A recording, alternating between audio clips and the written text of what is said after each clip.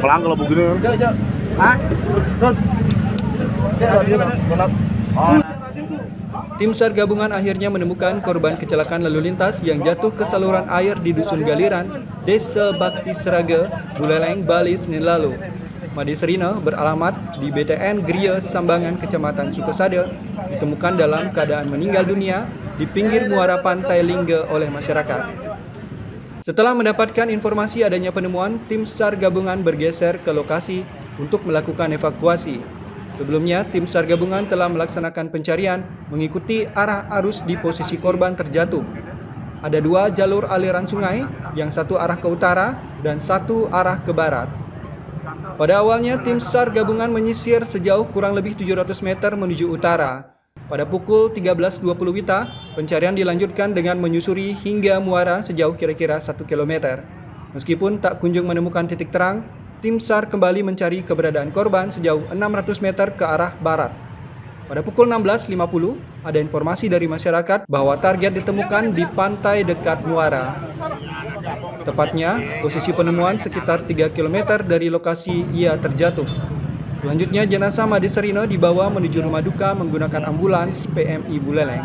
Unsur SAR yang terlibat selama berlangsungnya operasi SAR diantaranya Kantor Pencarian dan Pertolongan Denpasar, TNI AL Pos Sangsit, Polsek Kota Singaraja, Pol Airut Polres Buleleng, Camat Buleleng, Babinsa Desa Bakti Seraga, Babin Kamtibnas, Pol PP Kecamatan Buleleng, Buana Bali Rescue, PMI Kabupaten Buleleng, Dinas PUPR Kabupaten Buleleng, pihak keluarga korban, dan masyarakat setempat. Dapat kami laporkan pelaksanaan operasi SAR terhadap satu orang kecelakaan membahayakan manusia di Bakti Seraga, Kecamatan Buleleng. Satu orang target jatuh ke aliran sungai atau aliran air atas nama Bapak Serina, umur 59 dengan alamat Desa Bubunan. Dapat kami laporkan upaya-upaya pencarian dari siang hari sampai sore hari ini. Ada 2 jalur aliran sungai, yang satu arah ke utara dan satu arah ke barat. Kami upayakan dengan tim SAR gabungan melaksanakan ke arah dari LKM menuju utara aliran sungai sampai ke muara pantai Penimbangan dengan pencarian mesin hil. Diberitakan sebelumnya, seorang pengendara sepeda motor mengalami kecelakaan dan terjatuh ke saluran air hingga hilang terseret arus yang cukup deras. Pada Senin sekitar pukul 9 WITA, awalnya hanya ditemukan sepeda motor milik korban dalam keadaan rusak.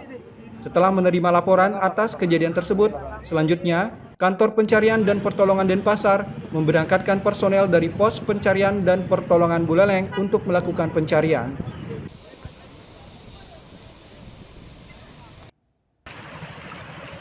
Laporan Zainuddin Yazin, Buleleng, Garuda TV.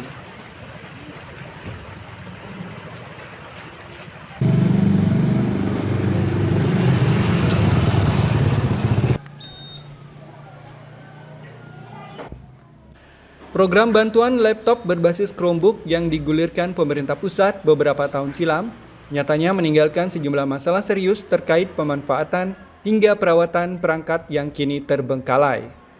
Di Kabupaten Kelungkung, Bali, bantuan laptop berbasis Chromebook yang digulirkan pada 2020 silam pada era Menteri Nadiem Makarim kini banyak yang sudah rusak dan tidak lagi digunakan mendukung proses belajar mengajar.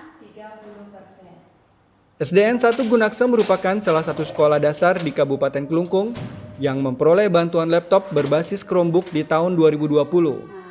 Belasan laptop berbasis Chromebook tersebut tersimpan rapi dalam lemari penyimpanan di salah satu ruangan kelas. Namun dari 15 bantuan laptop berbasis Chromebook yang diberikan di tahun 2020, hanya tersisa 2 Chromebook yang masih bisa digunakan. Sejak 2 tahun lalu, belasan Chromebook tiba-tiba mengalami kerusakan setelah LCD-nya mati mendadak.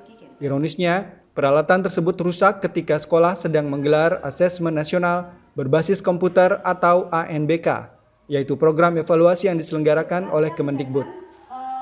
Pihak sekolah sebenarnya berupaya memperbaiki perangkat dengan membawa ke teknisi lokal, namun kendala biaya jadi persoalan utama. Spare part Chromebook ternyata mahal, ditaksir sekitar 2 juta rupiah per unit. Persoalan lain pun muncul, karena sekolah tidak bisa sembarangan memperbaiki lantaran statusnya aset negara. Persoalan bertambah ketika ketiadaan teknisi khusus di daerah sehingga sekolah disarankan mengirim Chromebook yang rusak ke Jakarta atau menunggu teknisi dari pusat. Akibatnya, Chromebook yang rusak dibiarkan tidak terpakai.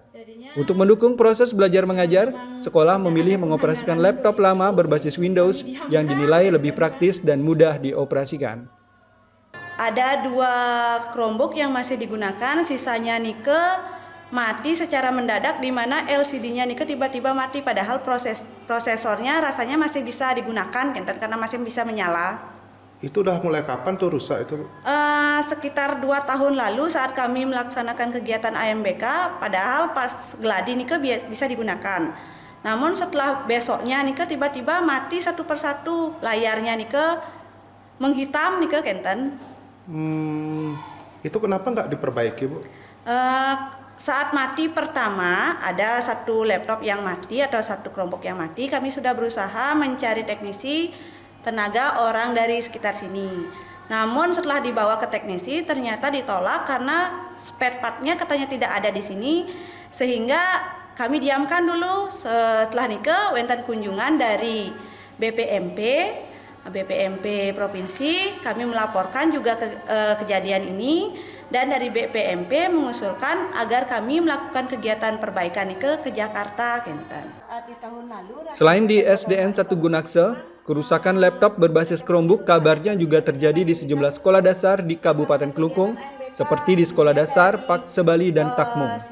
Sejumlah Chromebook di sekolah tersebut kini sudah banyak yang rusak dan terbengkalai lantaran tidak bisa lagi digunakan. Mencuatnya kegagalan program bantuan laptop berbasis Chromebook seiring dengan proses hukum yang menimpa mantan Menteri Pendidikan, Kebudayaan, Riset, dan Teknologi Nadiem Makarim. Dalam kasus tersebut, Nadiem Makarim didakwa menerima keuntungan pribadi sebesar 809 miliar rupiah dalam perkara dugaan korupsi program digitalisasi pendidikan pada Kemendikbudristek tahun 2019-2022. Keputusan pengadaan laptop Chromebook dengan sistem operasi Chrome diambil semata-mata hanya untuk kepentingan bisnis agar Google meningkatkan investasi penyetoran dana ke PT Aplikasi Karya Anak Bangsa yang didirikan Nadiem. Laporan Alit Sidi, Klungkung, Garuda TV. Oke, ini berapa?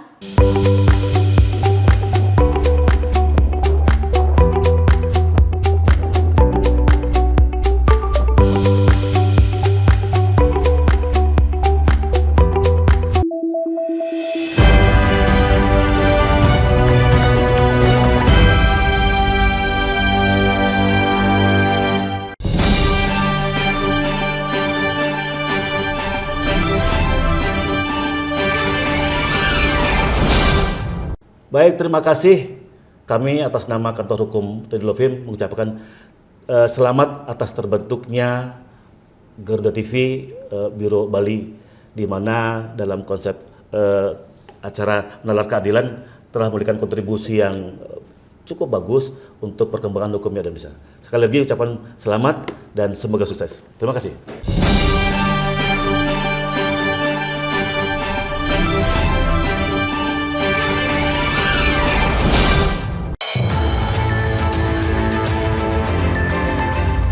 Yang pertama dan paling hangat, informasi yang menemani Anda memulai ragam aktivitas. Penyerahan dilakukan secara berjenjang. Akibat peristiwa tersebut, 1 warung kelontong tertimpa pohon. Festival ini diyakini akan mampu mendongkrak. Jadikan pagi Anda lebih berarti dengan kabar terkini.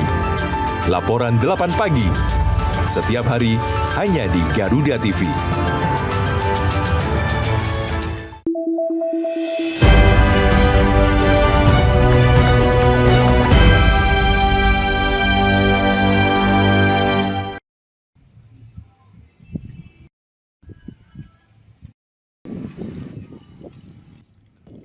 Memasuki puncak musim hujan, sejumlah kawasan Subak di Kabupaten Badung mulai bersiap menghadapi masa panen padi. Meski cuaca masih berpotensi hujan lebat, hingga saat ini belum ditemukan gangguan berarti di lapangan yang dapat menghambat proses panen. Kepastian tersebut disampaikan Kepala Dinas Pertanian dan Pangan Kabupaten Badung, Iwayan Wijano, berdasarkan laporan petugas lapangan yang terus memantau kondisi persawahan. Namun demikian, pemerintah daerah tetap mengingatkan para petani untuk meningkatkan kewaspadaan, khususnya dalam menjaga saluran irigasi agar tidak terjadi genangan air yang berpotensi merusak tanaman padi yang sudah siap panen. Ini beberapa kawasan Subak sedang mempersiapkan masa panen. Ya, memang sampai saat ini memang belum ada laporan dari petugas dari lapangan ada gangguan yang berarti terkait dengan adanya musim hujan. Tetapi harapan kami para petani melakukan upaya-upaya menjaga saluran irigasi agar jangan sampai menggenangi sawah-sawah yang memang sudah siap untuk panen. Selain kesiapan panen, kabar mengembirakan juga datang dari sektor produktivitas. Dinas Pertanian mencatat rata-rata hasil panen padi di kawasan Subak tergolong baik, menunjukkan kondisi tanaman yang sehat dan terawat. Untuk menjaga capaian tersebut, pemerintah Kabupaten Badung menegaskan akan terus memperkuat berbagai program pertanian, mulai dari pendampingan petani hingga pengelolaan irigasi, agar produksi padi tidak menurun dan ketahanan pangan daerah tetap terjaga. Di tengah tantangan cuaca, sinergi petani, Subak, dan pemerintah menjadi kunci agar panen tetap aman dan hasil tetap maksimal. Laporan Gede Agung, Badung, Garuda TV.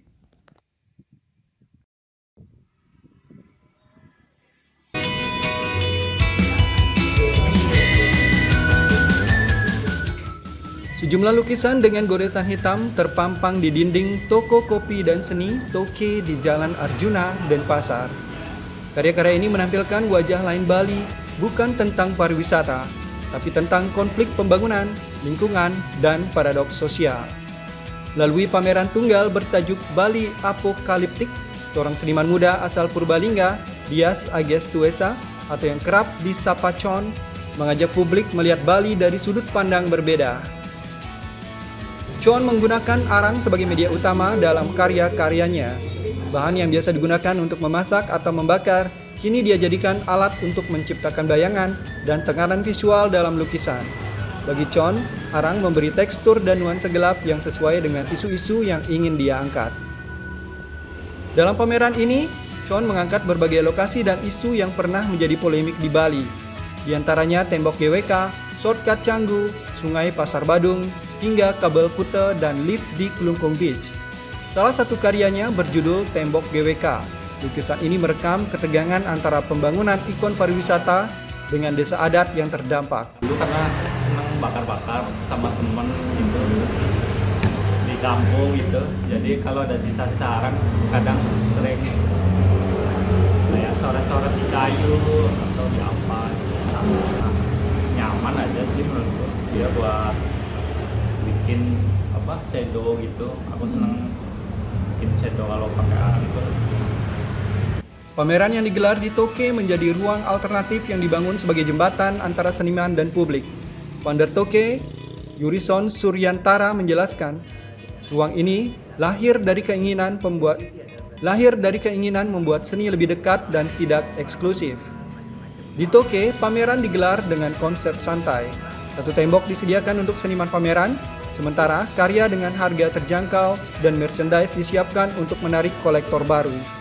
Sejak dibuka, Toke telah menyelenggarakan 9 pameran dengan fokus utama mendukung seniman lokal dan memberi ruang bagi perupa muda.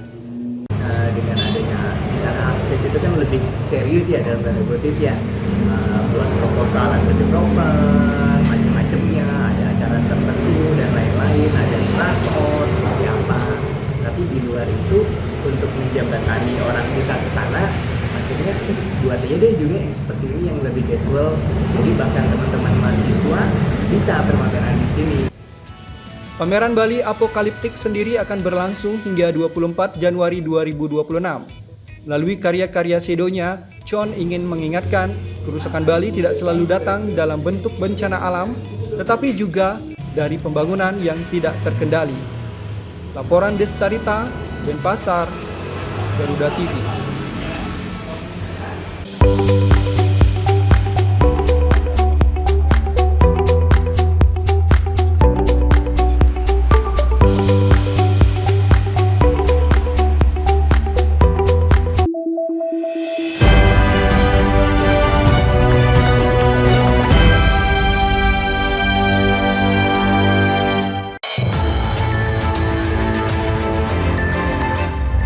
Perkembangan informasi paling aktual. Nanti kita akan implementasikan strategi yang peristiwa yang terjadi setiap saat disajikan untuk Anda. SPPG Cinere memiliki 50 pegawai, terdiri dari 47 karyawan. Kejadian tersebut, Presiden Prabowo. Laporan 8 siang, setiap hari pukul 12 siang, hanya di Garuda TV. Menyajikan diskusi hangat yang tengah menjadi sorotan publik bersama tokoh berpengaruh di negeri ini. Terjadi apabila ada pengetahuan dan keberanian mengungkap berbagai pandangan dari isu sosial, politik, dan ekonomi. Program kunci dari Pak Prabowo adalah membangun SMA unggul. Tempat di mana ide memiliki arti penting. Kami beri nama Transkiara Hub. Orang penting setiap Jumat pukul 9 malam hanya di Garuda TV.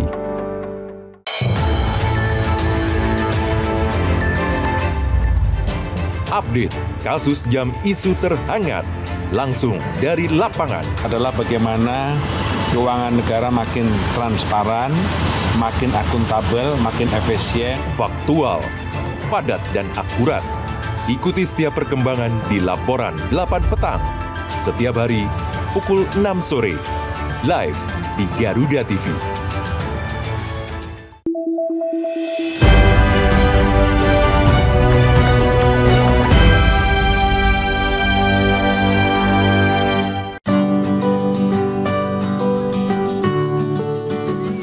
Kabupaten Badung, Bali memiliki beragam alternatif objek wisata pantai yang bisa dikunjungi untuk mengisi liburan. Salah satu destinasi yang kian diminati wisatawan adalah Pantai Jerman yang terletak di kawasan Kuta. Pantai ini menawarkan hamparan pasir putih yang luas, panorama matahari terbenam yang memukau, serta patung ikonik yang berdiri megah di kawasan pesisir, menjadi daya tarik tersendiri bagi wisatawan yang datang berkunjung. Selain pemandangan yang indah, suasana Pantai Jerman yang relatif tenang membuat wisatawan merasa nyaman untuk bersantai bersama keluarga maupun teman. Memilih pantai ini ya karena enjoy aja sih, pemandangan, ada patung, ya pemandangannya enak lah. Enak ya, adem gitu. Adem. Dibandingkan dengan pantai-pantai lain di daerah Badung ini, ini sudah kunjungannya ke berapa beli kesini?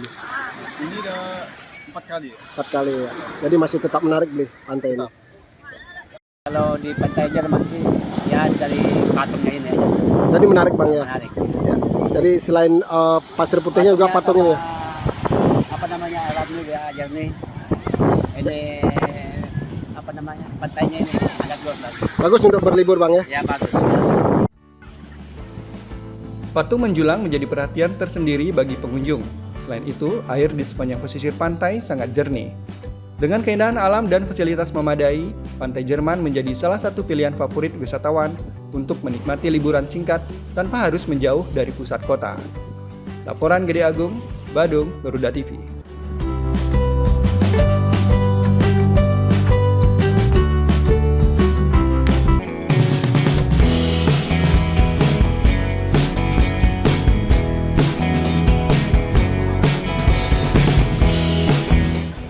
Tidak hanya dikenal dengan keindahan berbagai destinasi wisatanya, Bali juga menawarkan wisata kuliner yang tidak kalah dengan daerah lain. Bila bosan dengan kuliner Bali seperti ayam betutu, bebek timbungan, atau sate lilit, cobalah berkunjung ke Desa Peken Belayu, Marga, Tabanan untuk mencicipi kenikmatan sepiring nasi sambal bejak. Perpaduan aroma harum kecombrang dan rasa super pedas dari potongan cabai rawit dipastikan membuat para penjelajah rasa menjadi ketagihan. Nasi sambal bejek khas Belayu yang hanya ada di Desa Peken Belayu Marga Tabanan merupakan salah satu kuliner Bali yang telah melegenda sejak tahun 70-an. Begitu warung makan sederhana ini dibuka, deretan kursi kayu dan meja lesehan langsung dipenuhi pembeli. Menu yang ditawarkan di warung ini sesungguhnya sangat sederhana dan hanya satu jenis, yaitu satu paket nasi putih, sambal bejek, dan soto ayam. Yang khas dari kuliner ini tentu saja pedasnya sambal bejek yang proses pembuatannya dilakukan secara open kitchen oleh Inyoman Winten, pemilik warung sekaligus merangkap koki. Komposisi sambal bejek juga sangat unik dari perpaduan racikan suwiran daging ayam dicampur dengan irisan bunga kecombrang, potongan bawang merah, perasan limau, dan cabai rawit potong. Tidak lupa juga ada tambahan garam dan bumbu rahasia lainnya yang dimasukkan satu persatu ke dalam sebuah wadah cobek kayu dan selanjutnya diremas atau dibejek menggunakan tangan sehingga menimbulkan aroma khas. Agar seluruh bahan menyatu sempurna, tambahkan kelapa tradisional khas Bali yang membuat rasanya semakin mantap. Penikmat kuliner akan disuguhi tambahan semangkuk soto ayam lengkap dengan cekernya, serta tambahan berisi kecambah, daun sawi, dan suwiran ayam yang tersaji dalam satu mangkok. Selain itu, taburan bawang goreng dan pepes hati ayam akan menemani sepiring nasi putih. Untuk satu porsi lengkap harganya pun sangat terjangkau, yakni sekitar Rp20.000. Tidak mengherankan, meski baru buka sekitar pukul 9 pagi, hanya dalam tempo 3 jam, sekitar 200 hingga 250 porsi nasi sambal bejek langsung ludes di serbu pelanggan. Kecombrangnya di tempat lain ada sambal mata, cuman dia tuh nggak pakai kecombrang. Dan minyaknya itu harus minyak kelapa asli. Ya. Pak, kenapa kok memakai kecombrang sebagai tambahan bumbu ini? Biar ada perbedaan dari tempat-tempat lain. Ini sudah sejak kapan ini Pak, warung ini Pak? Saya aja generasi kedua, saya aja udah 20 tahun. Sebelum Bapak ini kira-kira tahun 78 lah mulai. Menyantap sepiring nasi sambal bejek khas Belayu sungguh memuaskan indera pengecap para penikmat kuliner. Begitu masuk ke mulut, sensasi aroma segar dan rasa khas yang harum dari kecombrang berpadu dengan rasa super pedas dari potongan cabai rawit. Segarnya jeruk purut juga memberi rasa berbeda pada suwiran ayam yang tercampur sambal. Tambahan kuah soto ayam dengan ciri khas bumbu Bali serta pepes hati ayam semakin memanjakan lidah pengunjung. Beda, olahan ayamnya beda, yang biasa kita tahu kan cuma ditutu, panggang, sambal bejek, satu-satunya cuma ini aja. Ya, sementara rasanya beda lah, si otentik Bali, kecombrang, kalau Bali bilangnya bongkot, susah nyari bongkot sekarang. Pas di lidah, pas sih bagi saya, pedasnya dapat, semuanya dapat. Ya. Yang paling favorit apanya nih Pak? Ayamnya atau apanya Pak? Sebenarnya pepesnya, makanya pagi-pagi sini ini tetapinya. Kalau siangan dikit habis biasanya. Inyoman Winten menyebut usaha kuliner yang dilakoni sebelumnya dirintis orang tuanya sejak tahun 1978 silam. Untuk tetap mempertahankan rasa legendaris, Inyoman Winten tidak pernah mengubah resep yang diwariskan turun-temurun, termasuk campuran minyak kelapa tradisional khas Bali yang spesial diracik sendiri.